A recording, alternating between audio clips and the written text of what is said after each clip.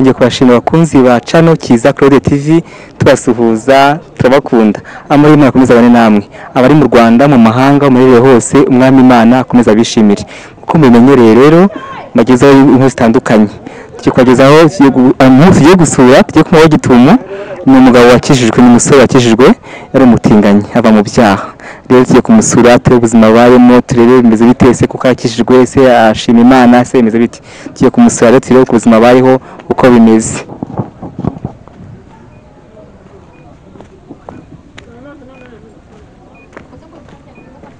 Ego mwira abantu mwiriwe neza neza shitsi makuru ni meza Namahoro ego namahoro tuje kugusura karibu icara hano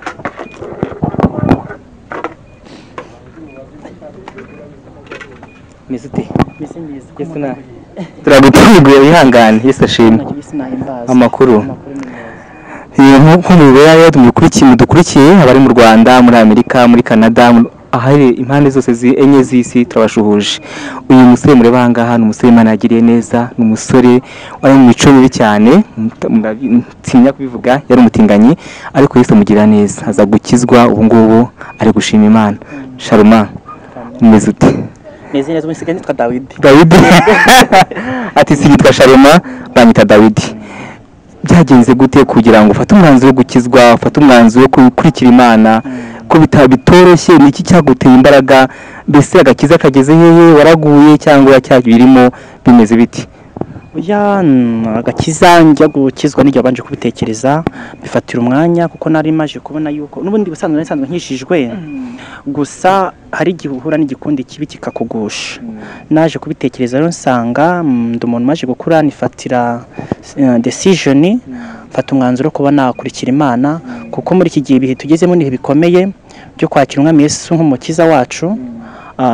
Urebye nyirizina nararebye nsubiza amaso nsanga ndumwe muri bagenzi banjye twaraguye dukora ibidahesheje Imana icyubahiro ariko ntekereje nanjye nsanga ndumuntu ukwiye gukizwa nkaba n'abantu wa mbere mu kongera kubwiriza abantu nkababwira ijambo ry'Imana.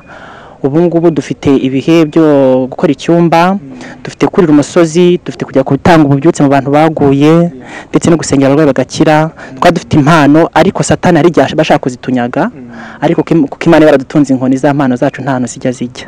Ati nukuye ati nanjye ndumwe mu bantu bashaka kureba Imana tugasenga tugatirwa ibyo basengesho tukabwiza ubutumwa bwiza nukuri nanjye dukumye nawe tufatanya rero sasa dufatanya imirimo y'Imana dukorera Imana ni byiza. Shalom abantu bishivana ngo ntabwo ari byo ngo nta muri kubutinganyi ngo nukubeshya ngo ntabwo byakunda ngo ntibibaho nicyo bwana dukurikiye. Ibyo bintu nibyo abantu babibwira ubundi muri make hari habavuga ngo niko bavutse ariko nyirizina njye mbona atari ko sinzi njye ndavuga kwiti cyanjye kuko nkanjye ni agakundi nari ndimo hari nk'umuntu ushobora kugenda n'abantu banywa ibiyobyabwenge cyangwa se urumogi kuba yarureka bikamunanira kubera ko ari kumwe n'akagakundi ariko bashe kwemera kuri kagakundi kashaka kukugusha wowe ubasha kugira ute gufata umwanzuro ugasanga wakigabo kawuhamirizaho ukagendera mu nzira ziboneye. Birashoboka rwose ko umuntu yabivamo ndetse bifashije no gusenga kandi gusenga ni intwari ikomeye cyane kandi iranesha. gira icyo ubwira abantu badukurikiye babwire ko ubuhamya bwawe gato utarakizwa. Shema ari muntu ki wakoraga iki ese umutinganyi wari umugabo wari umugore wabikoraga gute mwese ugira icyo ubwira abantu badukurikiye? Birangora cyane kubisubiramo kuko mba nsa nk'uwa muntu wanabyibagiwe kuko iyo wafashe intera runaka amavuta ndiba muri iyi minsi ni amavuta yo kugenda mu gakiza ariko bafite amatsiko bashaka kumenya ese hari umugabo ese hari umudamu ese yakoraga ibiki mbese bashaka abantu okay jewe naribaga umuntu ndamukunze biraho ariko simenye ibyo ari byo gusa nari wa muntu ushobora gukunda sije zombi narashobora gukunda sije girl nkaba nanakunda sije ya boy ukumva mbese muri batabyumva neza uri umudamu.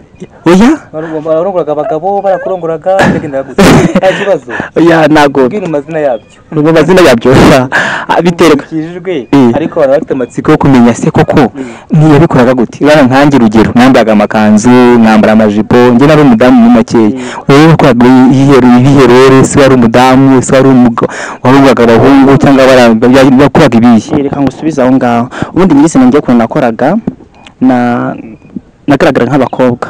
ngo ari umugore. Yego.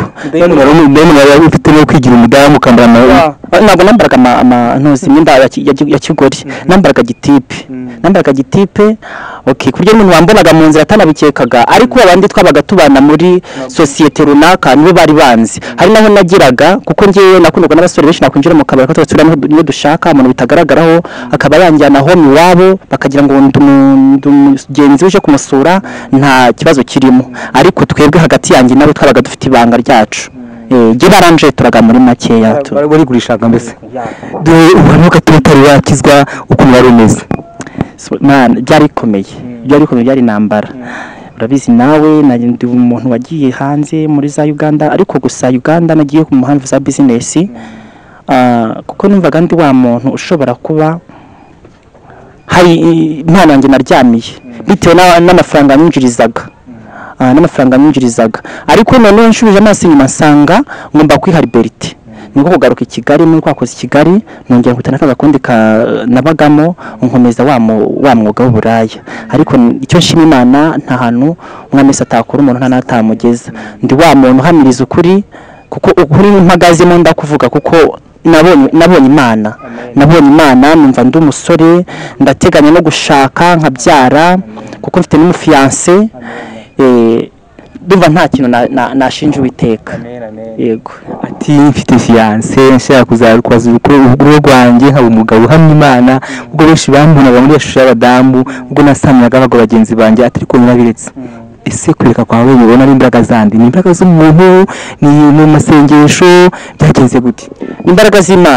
Imbaraga z'Imana, kuko ngiwe mbere nkimara gukizwa nabanje kujya ngira amayerekwa nkarota ndi mu ishuri, nkarota nambara amakanzu, ariko nabibwira abantu bo banyamasengesho basenga bakambwira ko ari vuga butumwa, ariko simenye ibyo ari byo. Muri nge numvaga mfite impano, mfite n'imbaraga zo kuba najya gukora umurimo w'Imana, ariko nkabura aho mpera bitewe na za nshuti mfite. Nabashaga no kugenda navuga ati muri Matayo gutya na gutya ndetse gutya na gutya, nkavuga ati mureke dukizwe tuve muri ibi bintu, ariko kuko nabaga ndi umwe njyenyine byari byarangoraga gufata umwanzuro. Narabivugaga bose bakanyaha. Ndabyibuka umaze kumva ko nakijwe telefone ati kuri kode ndishimye, ati yabigenje gute, ati nizi wakoresheje iki, ati ni Imana, ati wase n'umukobwa wawe ndabati nasuye mu Rwanda ndikwe n'amadamu n'abana uranezerwa, ati nukuri nanjye yimpaye courage kumeza agakiza kanjye. Numva ko baguba batumye ugira courage.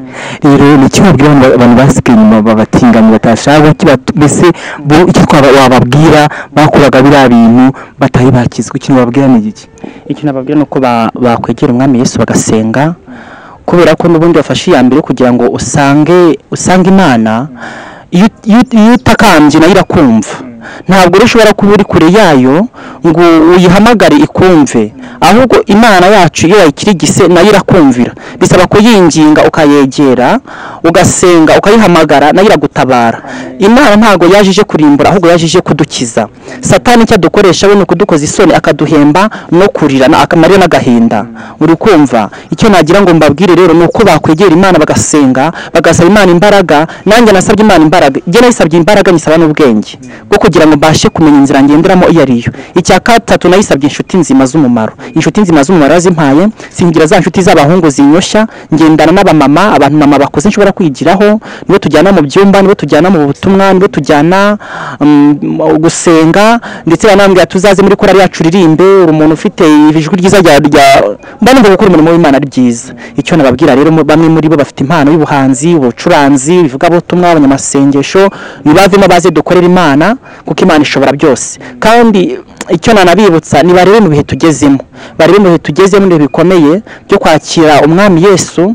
Umwami Yesu yaratubambiye ku musaraba, gusa ikiruta ikindi yatubwiye ngo mbasezeranyije ubugingo, simbasize mwenyine kuko mbasigiye umwuka wera. Wa mwuka wera tutawumvira kugira ngo atuyobore rero tukajya kuyoborwa n'amafaranga cyangwa se na karande zo mu miryango yacu no kwinezeza. Ibyo nibyo nta hantu bizatugeza. Azagaruka asanga tukiri mu ryarimbukiro. Njya nkunda kubwira abantu ngo yadukuye Rodebari, njye nkuyire Rodebari mvuga ni kwa Makiri. Iyo ibigeragezo nari mfite byari byabigeragezo by'ubusambanyi, nkaba numva ko ntashobora kwiha icyo nshaka cyangwa kwiyambika icyo nshaka ntahuye na wa mugabo. ariko noneho njye natakiye Imana ubwo ati Imana mpa akazi, Imana ndashima ko yampaye akazi, ndavuga ati nimpa akazi nzabivamo nzagushima kandi nzagukorera. Imana yampaye akazi keza, Imana ibasha kumpa amafaranga yo kwishyura inzu, Imana ibasha kumpa icyo nshaka kurya cyose, nta kintu nayishinja, ni ukuri irakomeye, ni umugabo uhambaye. Nibasenge rero nabo begera umwami Yesu bamuhamagare, itanga byose kandi ijambo ry'Imana ngo ufite byose mu kiganza cyanjye, ibyo murebesha amaso yose byo mu isi byose ni ibyanjye, mfite uburenganzira bwo kubikunyaga nibwo kubitanga. Aho hantu urahumva, ntitukagire rero ihungabana ngo tuzambara iki cyangwa tuzanywa iki, byose ni by'Imana. Ntabwo ngomba kujya mu buraya kugira ngo nkunde mbeho, kandi nzi neza ko Imana ishobora kumpa akazi nkakoresha amaboko yanjye nkabona amafaranga, nkishyura inzu, nkabaho, nkiha buri kimwe cyose. Numva ko ejo nzaba umugabo, yarambwiye ngo nzagukomeza kandi nzagutuza muri uyu mujyi wa Kigali, ndacyabitegereje. Rukumva ishobora byose rero, urinda ngo ishobora byose mwami Imana, ntakibasha kurogoya imigambi yawe, ntakibasha kurogoya imigambi y'Imana nubwo haza izindi mbaraga zimeze gute. Ngewe ndibaza umuntu ukomeye cyane mu gakiza, uri umuntu rwose ukuvuga ijambo ry'Imana ugafunga afashwa, uri umuntu ukuvuga Imana wayibonye, Imana utumvise. Iyo ubonye abantu bagenda bapfobya bavuga ati ntabwo akijijwe, bavuga amagambo adakwiriye, kanaka ntagakijijwe, kanaka n'ubwesikoro, kanaka n'ubutubuzi, n'ukubeshya, uvuga iki kintu kivugaho iki? Bibiri tubwira ko mu minsi y'imperuka hazazaho ubuhakanyi, ubuhakanyi nta bundi rero uzahura n'abaguca intege mu nzira yawe y'agakiza. Satani ntagenzwa no gutuza, ahubwo agenzwa no kurimbura no kwica no gusahura. Iyo yamajije kubona yuko utangiye gufata intera yo kugira ngo wegere Imana, bwo biramurya, akohereza ingabo nyinshi z'abadayimoni zikaza kukugusha no kugutegera mu nzira no mu duco. Azakohereza inshuti za kera kugira ngo irebe igupime. Wibuke ko Yobu Satani igeze kujye ubwo abakozi b'Imana bari bagiye bari mu butumwa, Imana irebye muri abakozi b'Imana bagiye mu butumwa, ibona harimo Satani. Irabaza ati niko Satani uri kujya he? Iramubwira ati ndi mvuye kutambagira isi, tese wabonye umugaragu wanjye uko akiranutse. Urumva ko Imana yashaka kugira ngo irebe kwizera kwa Yobu uko ariko Satani avuga ngo impamvu agukiranukira nuko ngafite byose, nuko ari umutunzi afite byose. Ariko none iramubwira ngo umuramutse ubimwamba ibira byose yakwihakana. Ariko Imana ivuga ati ndamuguhaye mu kizinzo. Arandyoye cyane maze kwasoma. Ariko icyo nkumye n'ubugingo. Haleluya. Uri kumva icyo nkumye n'ubugingo bwe.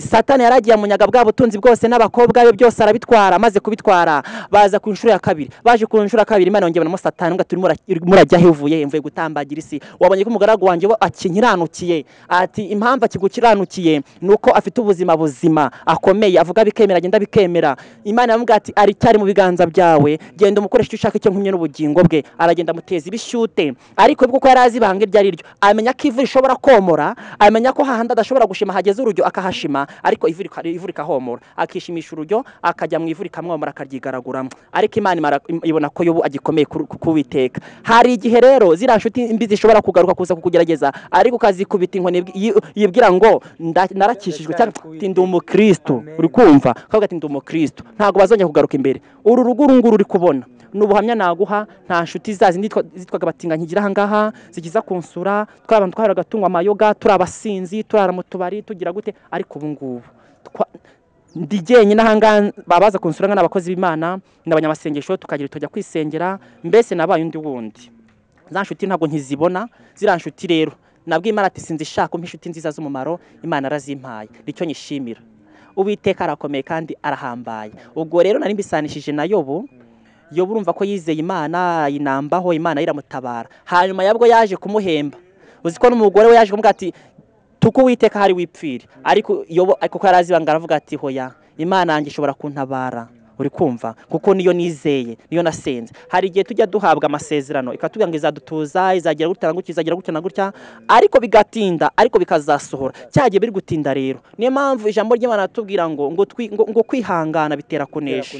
Iyo wihanganye rero ukategereza rya sezerano rigeza aho rigera gasohora. Kandi rero sohoye bose barabimenya. Kandi bamaze kumenya batari ngo ariko se ni wa wundi ngase ngo abandi batasana, abandi ati ngo nibaza uzababwire ngo ni njyewe. Nabo rero bajya banyibaza ati se ni wowe ko tubona wabaye igikara, urazi kuno nasaga naritukuzaga nari umuzungu, abantu bakambona ngo ndi umwarabo mfite imisatsi igera iriya, ndi umwibona uteye ubwoba, ariko namaje kumenya Imana byose mbikuraho. Ubu ngubu ndi umuntu usenga Imana pe, mfite akazi keza, numva ndi umusore uhamye, ntabwo bankigendana nabwo, abataransuzaga basigaye bansuhuza, bamwe abantu batansuraga basigaye bansura, banyumvamo umuntu rwose. Mureke turekure Satani n'ibyo byose tubimuharire, twikurikirira Imana. Akarimo nkunda kuririmba nanjye nibafashe kavuga ngo dusigire Satani ibintu byiwe, tumubwire ko turi kujya mu ijuru. Rero dusigire Satani ibintu byiwe, tumusigira amakanzu, ubwo bwibone yaduhaye, ubura yaduhaye, tubwiye ko turi kujya mu ijuru. Ntabwo bisanzwe kubona umusore nkawe, umusore nanjye narinzi, umusore nabonaga rwose utahinduka, numvaga bidashoboka. Ahubwo se wivuga ngo jewe nge narinzi ko ari wowe executive wabo w'uburaya. Uburyo nakubonaga wari Slay, birenze na Slay, ariko nkimara kubona Claude wariyitaga Nyirabihogo, ugenda umodaringa mu muhanda, ngenda nagiraga n'ipfunwe nkumva ntanabigaragaza. Ariko maje kubona kurambitsa agakino hasi, ufashe intwaro, ugiye mu kuvuga ati reka mvuga Imana, ndavuga ati ntago byashoboka. Bara niba bandi najyaga mbwira iby'Imana bakanyirukankana bakanuka bakagira gute, nibo bantanze, ahubwo reka nanjye nje mu ntege zabo mbakurikire. Ni mwege mwanteye ubunyabugabo kugira ngo ngewe mpaguruke. Nuko Imana ishimwe ko ibyo yakoze bigaragara buri muntu wese. Nanjye numvaga bitazashoboka, nazakizwa cyangwa se bitakunda, ariko witeye intambwe imwe Imana iragushoboza. Iyo mbonye rero nawe ukishijwe, ari bagenzi banjye bava mu byaha, ndanezerwa. Iyo mbonye abantu bari mu bakura mu bibi, bava mu bibi bakaza mu byiza, biranshimisha. Nukushimwe dukorera Imana, dufashanye nawe, dusengere bariya, dufatanye urugendo kubwiriza amahanga, tuyatambagire, isi tuyitambagire, tuvuga ibyiza by'Imana, tuvuga imbaraga z'Imana, tuvuga ibintu byose Imana nukuri kandi ndabizi zaduhemba. Shalom mbarumbwire mu by'ukuri, ni iki cyatuma usubira mu butinganyi? Sinshobora narasezeranyije n'Uwiteka, ndamubwira ati Uwiteka we, nuramuka ubonye nongeye gusubira inyuma, nkasubira inyuma, uzankubita inkoni yawe. Kandi nzi neza ko Imana ifite inkoni ityaye, sinshobora gusubira inyuma, kuko imbaraga mfite uyu munsi n'ubudahangarwa mfite uyu munsi nta handi nigeze mbubona, nta n'undi nigeze mbubonaho. Mfite imiryango ikomeye, nta wigeze untabara, ntawe natakenga nyumve, ariko Uwiteka wo mwijuru wenyine naramutakiye aranyumva. Nasanze ngomba kujya mugisha inama y'ibyananiye, ntago gigenyine nihagije, ariko ndi kumwe n'Imana birashoboka kandi birahagije. Ntago sinshobora gusubira inyuma. Rero n'Imana yanjye mfite umuntu umvugira, ati mfite umuntu umvugira. Ari umuririmbyi aranabiririmbya ngo ijuru imbere y'Imana, mfite umuntu umvugira, umukuru w'abatambyi kandi yitwa Rukundo. Mpamya yuko izina ryanjye riri ku mutima we, ubwamvugira nta mwanzi wamunyirukana. Satani yanyibukije gukiranirwa kwanjye, ashaka kunyihebesha, yanumbira mu ijuru. Uwiteka ni umucamanza. Amen. Ati mfite umuntu umvugira, biranezeza cyane. Nukuri ariye yo ntangiye kumva kuvuga Imana, ngenda mu zindi mbaraga. Imana yaranejeje, Imana irahambaye, Imana irakomeye, Imana. Haleluya.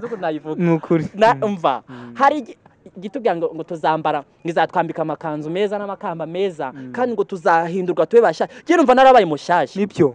Kandi rato ngo niho haza ibibi bimeze bite, umamo naho haza ibibi bimeze bite, bikanganye bisa bite, nubwo haza ngo inkubi z'umuyaga zimeze zite, ngo ntago bizabatwara, kuko nabashinze ku rutare, ntago twatse ku musenyi.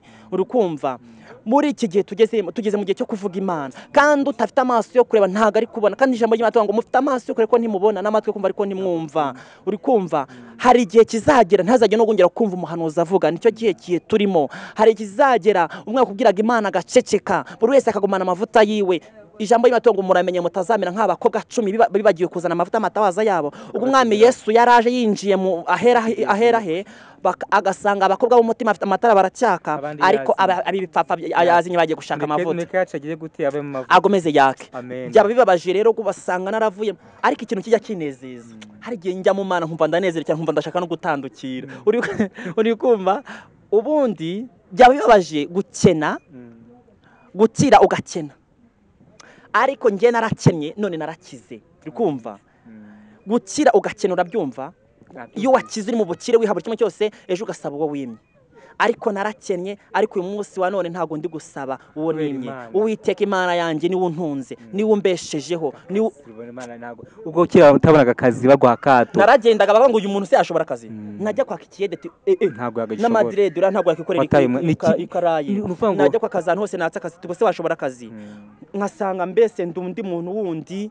bandi bamundi wundi ariko ubungu icyo nshimo Uwiteka nuko Satana ajya abasha kudushuka akabasha gushaka kutujyana kudusubiza iro de bari ariko Imana kuko yadutonze inkoni yayo y'igikondeko gati mwana wanje vayo ntawe Imana yahaye isezerano izaryambura dukomere ku isezerano dukomere ku mavuta ndetse n'abagenzi bacu bagiye bataraza nabo tubashe kubabwira Imana ndabizi neza ko harimo bamwe bakihebye bireba bakiyoberwa kuko nanjye narirebaga nkiyoberwa nkireba nk'iyavutse ubundi bunduhe wundi ndumuntu wuhe ubuzima bwanjye nubuhe ariko uyu munsi wa none ndebe ejo hanje nkavuga ati byibuza ejo hanje hameze gutya ubu ngubu future ndimo ni future nziza tu nta kintu nakubeshya bibona nanjye nagusuye mu rugo ndahabona umaze kurya rwose imbuto dore ndabibona hano umeze neza rwatikirayi rwose nta kibazo nta mugabo bakikuguriye ubwo abagabo baturongoraga bakadu turarusha nepfuna ruguru ukabumwe hari abashyitsi bari bagiye kuzanga tukivugira Imana nibo nari ndi no kwitegura ndakeka no mukanya baba bahageze akera n'abadusanga hanga turakomeye tuganire batadusanga nzagaruka ubutaha tuganire ku by'Imana Sharuma ntago bisanzwe iyo ubona izi mbaraga wambaye n'umwanya bitwaye ubona ari iki byagenze gute Mana we sinzi je numva narifashijwe no gusenga no gufata umwanzuro kuko njyewe yo ntaza gufata umwanzuro ndakeka ko hari ahandi hantu mba ndi ariko nkimara gufata umwanzuro muri njyewe nibwo numva uwo ndiwe uyu munsi wa none agaciro kanjye kandi na perezida wacu aratubwira ngo ntawe ufite ububasha bwo kukugira uwo uriwe wowe n'ikikurimo niwe ugomba kwishyira aho ushaka ninigira umusazi nzaba umusazi ninigira umwatabi nzaba umwatabi nimvuga ati ndacyanze nyine inzira nafashe rero bira bintu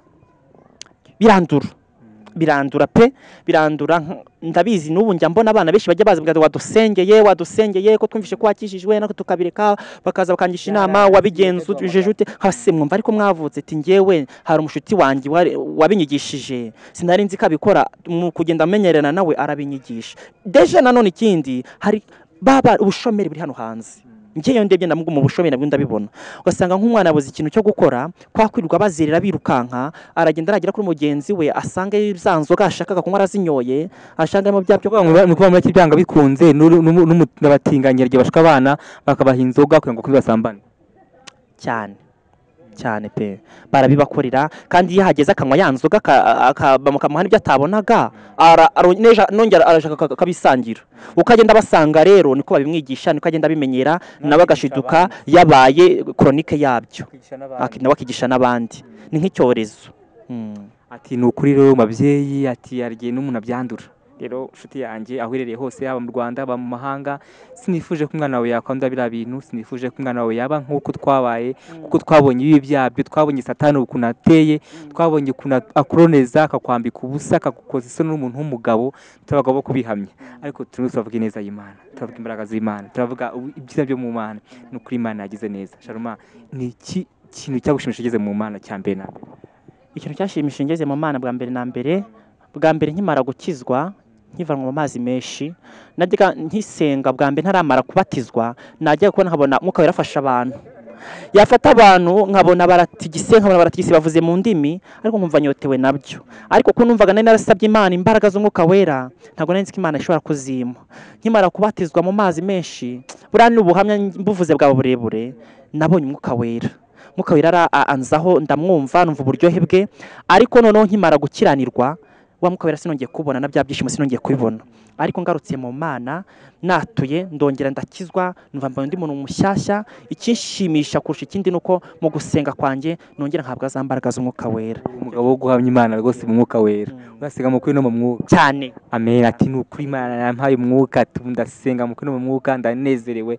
Imana ikomeze ikuzuze, yuzuze n'abadukurikiye, abari mu mahanga, abari mu Rwanda. Ni ukuri kandi abantu badukurikiye ndabakunda cyane, inshuti zacu, ni inshuti nziza, batuba hafi mu masengesho, mu kudufasha mu buryo bufatika bw'amasengesho cyangwa amafaranga. Rero ni ukuri Imana ikomeze baha umugisha, abadutekerezaho, bazadufasha. Ni byinshi cyane twibatezeho kuko turi twenyine ntabwo twaza, mudahari ntabwo twabaganiriza, ariko mudukurikiye turushaho kubaganiriza, twabwira ibya Yesu, twabwira ubutumwa bwiza, twegera abantu tukabaganiriza. Sharoma, ni iki kintu wabwira abadukurikiye? Ikintu nabwira abadukurikiye,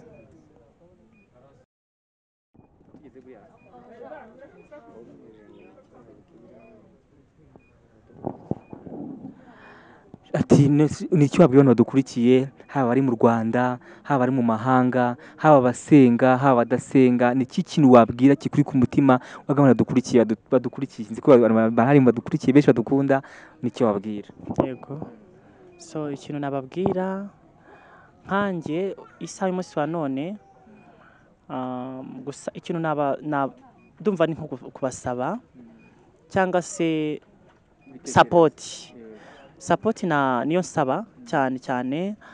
Ndabizi neza ko n'abantu bashobora kuba hari abakorera Satani barahembwa, bakabona bya byiza byo kwishimishamo ibiki, ariko twebwe si byo dushaka. Icyo dushaka ni ivugabutumwa gusa, ntabwo bihagije. Nawe ndakeka ko utihagije, wagiriwe ubuntu, ubasha kubona kutwegera kugira ngo tukubwire ibyiza tubona mu gukizwa, ndetse tunabashe kuvana muri babandi batarakizwa tubakure muri za nzira zabo, ariko nawe ntabwo wihagije. Icyo nabasaba rero ni sapoti, ubufasha bwo kugira ngo enda tube twashinga nka organization, twishyire hamwe, tumenye ngo ahangaha natwe ni dushobora no kubonayo na bwa bufasha, tugasanga na babandi bihebye batarabasha kwikura hasi, tubereka Imana. Cyagiye ugiye kubwira n'umuntu yabura, ukabasha no kumugurira wa mugati cyangwa se n'aya mata, ukamubwira ijambo, abasha kumva kurushaho. Iyi ni imbuto, ariko ntabwo wagenda ngo ubwire umuntu gusanga Imana iragabura, Imana gutya na gutya, nta kintu umushyiriye. Deja nabwo biba ari ibintu bidasa neza. Gusa nk'abantu abakozi b'Imana bafite ububasha cyangwa se bafite ubushobozi, babasha kugira gute kukwegera nkawe, bakagutera iyo nkunga cyangwa se bakagufasha, ukabasha kudushyira hamwe, tukagira gute tukavuga Imana. Kuko burya mu Mana dufashwa byose na Kristo, n'imbaraga. Ntabwo wajya kuvuga ivugabutumwa nanone cyangwa se ujye kuza uri gushaka ba bantu Imana yagiriye neza, nawe ugize ukeneye ibikunganira. Ntabwo bihagije rero gusura, twaganira, tugafasha basigaye inyuma bihebye. Mfite ubuhamya, haramo ngerageza kugenda mbwira ijambo ry'Imana, akavuga ati banyita Dawidi, niko Dawidi, reka nkubwire ati uyu munsi wa none ndabyizi Imana ibaho, nta nubwo twanga gusenga, nta nubwo twanga kuba twakurikira ngo tugende tuvuge Imana dukizwe, ariko umunsi nkizwa se nzabaho ntinzatungwa n'iki? Nta kazi mfite, buno buraya bwanjye nibwo buntunze, nibwo bunyishyurira inzu, nibwo bingira. Ugasanga uwo muntu ubuza ahantu hera, umubwira ngo hinduka, rukumva. Ariko nabona akazi, akabona ibyo ahugiramo, akabona amafaranga yo kumwishyurira inzu, azavuga ati wa mugani, agaterwa inkunga, azavuga ati icyo uvuga ni ngo hari nk'abapasiteri bakwishyira hamwe, bagafata mu mafaranga Imana yabahaye, bagashyigikira igikorwa cy'umurimo mwiza. Nibyo rwose, urabizi ko najyaga tujya kwa akazi bakatwima ngo mumeze nk'abakobwa, ntabwo rero ni ukuri ati abapasiteri bakwishyira hamwe bagashora amafaranga mu bintu by'Imana, bagakora umurimo w'Imana, abavuye mu bibi bakabashyigikira, abavuye mu buraya bakabashyigikira, abavuye mu butinyi bakabashyigikira, kugira ngo babashe gukorera Imana banezerewe. Ibyo uvuga nibyo rwose, kandi ndanezerewe, ufite ubwenge, ni ukuri, imaze gukizwa hari ibintu bigenda byaguka muri wowe, nibyo rwose, urakura. Ibi nibyo byavuga, ni ukuri, ndagushyigikiye nanjye. Ati abasenga, abafite amafaranga yabo, ati hari abandi bapagani bashora amafaranga yabo mu bibi bagashyigikira abatinganyi, bakabahamo amafaranga bagakora bakabaho neza. Ati n'abavuye mu byaha rero, namwe abapasiteri bavuga butumwa, mwafata amafaranga mukayashora mu bantu bavuye mu bibi, bagakora imirimo y'Imana, bakajya babwiza ubutumwa badashonje, bakakora umurimo w'Imana batafite ikibazo cyo kwishyura inzu. Ni ukuri, nibyo ibyo uvuze ni byiza. Nta kindi wakongeraho? Ndumva nta kindi nakongeraho pe, ndumva ari ibyo ngibyo. Abafite umutima ushaka gufasha, bashaka gushyigikira ijambo ry'Imana, ivugabutumwa, batera sapoti, umuntu agakora umurimo. Kuko ngiye nimba mfashe umwanzuro wo kuva mu buraya, kandi nari nzi ko aribwo buntunze, aribwo bunyishyurira inzu, aribwo bugira gute, nkavuga ati ngiye mbivuyemo nkurikiye Uwiteka, nkakizwa, nkaba nabasha kugenda mbwiriza abandi bantu. Kandi buriya ijambo ry'Imana atubwira ngo burya Imana nta kintu kizayinezeza nko kubona hariho abava mu bibi bagaruka mu nzu ahera h'Imana, kuruta uko wabona bava ahera h'Imana basohoka bajya hanze. Burya n'Imana birenezeza cyane kubona ushobora guhindura umuntu, ukamuhindura akava mu bibi, ukamwereka inzira nziza. Buriya ntabwo wabikora rero, ushobora kugenda ukamubwiriza akakumva, ariko agahura na yambogamizi na cya kigusha, akareba amafaranga akavuga ati nta kundi nabaho, nticuruje, sinabona amafaranga kwishyura inzu, nticuruje, babagabo bayampaga sinongera kongera kuyampa, mvuye muri ibi ngibi. Ariko babonye sapoti, bakabaha akazi, bakabaha ibyo gukora, bakabafasha mu buryo bushoboka bwose, umuntu yaguma mu Mana. Unteye kwibaza, ati kwicuruza, ese mu Rwanda abantu b'abahungu bicuruza bakabagura ku muhanda? Cyane rwose, barabagura, bahamagara ku matelefoni, bakumvikana amafaranga, bakababararana mu mahoteli, maroji twagiye duhura nabyo kenshi na kenshi. Gusa ntabwo bye byambaye, ariko nabonye kuri bagenzi banjye benshi. Bikubaje nuko njyewe ntayo nabonye, ntabwo bayampagara, ntacyo yanamariraga, niko navuga n'ibya Satani, ariko ndi mu Mana ndanezerewe. Ni ukuri rero Shalom, nta kintu cy'ijambo ry'Imana twasoma ngo twire badukurikiye. Twarisoma nta kibazo, riba muri Timoteyo.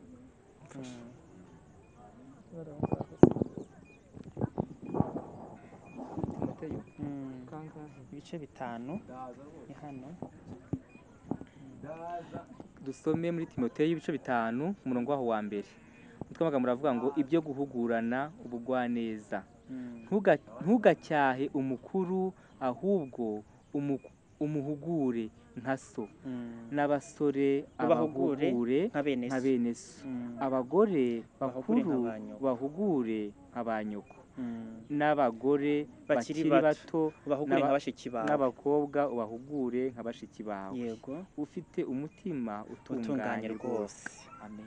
Urumva iryo jambo ukuntu riryoshye, byaba bibabaje rero kujya kuvuga ijambo ry'Imana, nanjye ubwanjye mfite igitsikamirwa kinsikamiye, nimbanze mbohoke numve ko ndi mu mbaraga z'Imana, kugira ngo mbashe kujya guhugura wa wundi mwene data. Umubwene ibyo muri Yesu nawe bifite. None mwene data w'umusore nzamusanga hari amavuta yandi mfite, mushiki wanjye nzamusanga hari andi mavuta yandi mfite. Ntago ngomba kujya kuvuga Imana ntagaze mu kuri, ndetse ugomba no kubanza ukambara ya ntwaro. Ntago wavuga ngo ugiye ku murimo, nakazi gakomeye kuvugira ngo ujye kwambara iriya ntwaro uvuge ngo ugiye ku murimo, ujye kubwiriza abantu, uhindura abantu. Hari uzahura n'ibigusha byinshi, hari abazagutuka, hari abatazakumva, harabwira ngo wese warimo amahoro kandi uri inzara gusa, ariko nta ate uravuga si wari wa muntu umeze gutya na gutya. Urumva rero ugomba kugenda utandukanye rwose, babone ko uri umuntu w'Imana, kuko wambaye izindi mbaraga, babona ko uri umuntu watandukanye utakiri wa wundi. Burya hari indererwamo umuntu akureberamo akahita abona ko ukishijwe koko. Reka dukorere Imana izaduhemba, byose barabyumva, Imana izadushoboza, amafaranga tuzayabona, byose bizabikora, kuko byose biri mu biganza by'Imana.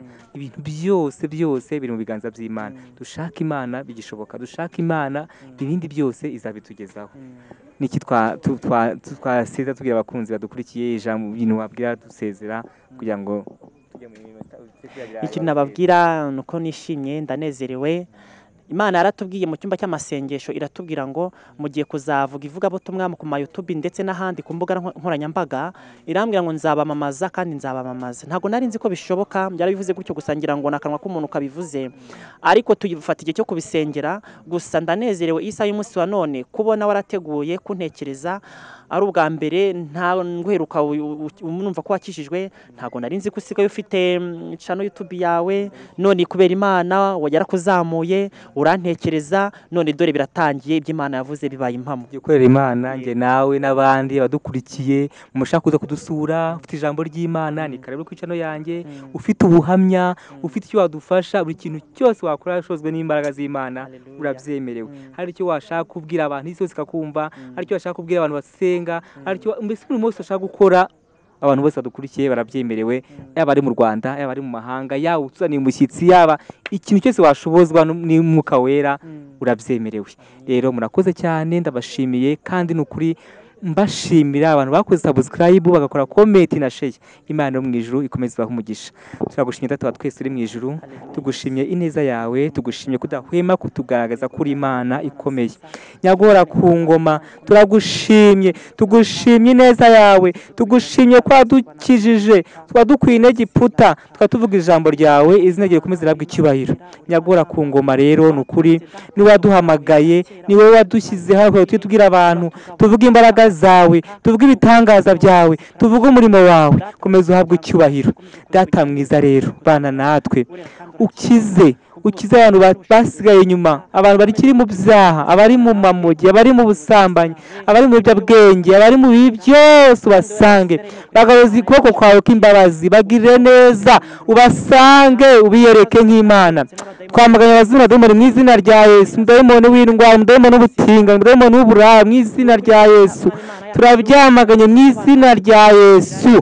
Databuja nyagora ku ngoma, komeza ubane natwe, duha imbaraga, duha imbaraga, duha imbaraga, duha imbaraga. Abantu benshi bakizwe, abantu bahinduke, abakurikiye ibiganiro bagira akamaro, abari mu byaha bivemo, abahebye bajye bahumurizwa, ababyeyi bajye bafashwa n'ijambo tuvuga, buri muntu wese ajya afashwa. Databuja turakwishimiye kuri Imana ikomeye, komeza ubane natwe, tugire neza Mwami Imana, amen.